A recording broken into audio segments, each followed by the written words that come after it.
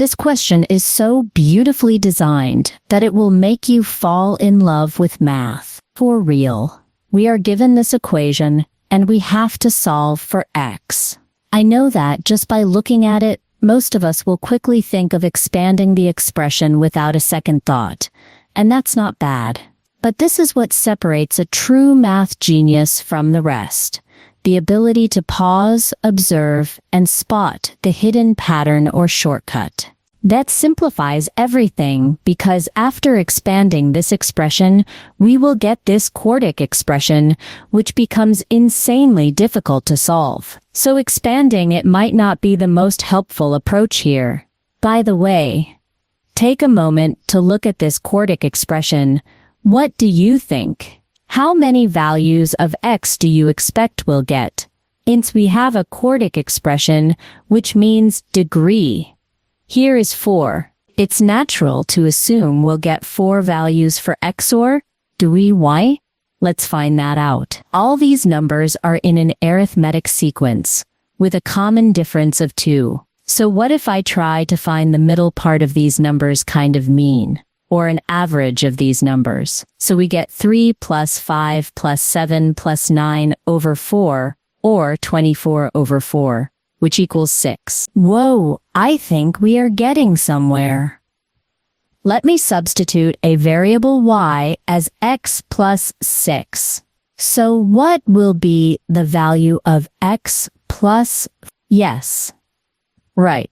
Subtract 3 from both sides, and we get x plus 3 equals y minus 3. Can you now see where we are heading? X plus 5 will become y minus 1. Then x plus 7 will become y plus 1. And x plus 9 will become y plus 3. We did all of this manipulation just to avoid expanding this big expression, and let us see if we can become successful in it. Substitute these values here to get this equals 9. Now look at these two expressions, and also look at these two expressions together. Do they look familiar? Yes. Both of them grouped together will be of the form a minus b times a plus b, which equals a squared minus b squared.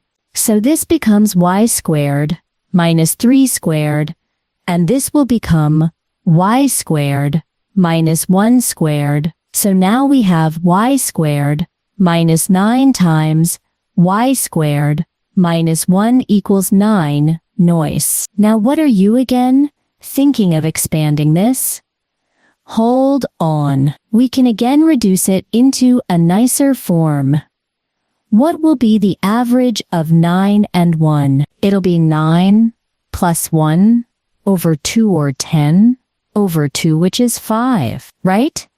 So let y squared equals r plus 5. Therefore, y squared minus 9 will be r plus 5 minus 9, or r minus 4, and y squared minus 1 equals r plus 5 minus 1, or r plus 4. Thus, this is again of the form a minus b times a plus b, and thus this will become r squared minus 4 squared, or r squared minus 16, which equals 9. Thus, r squared equals 16 plus 9, or 25. And therefore, r equals plus or minus. So when r equals 5, we get y squared equals 5 plus 5, or 10.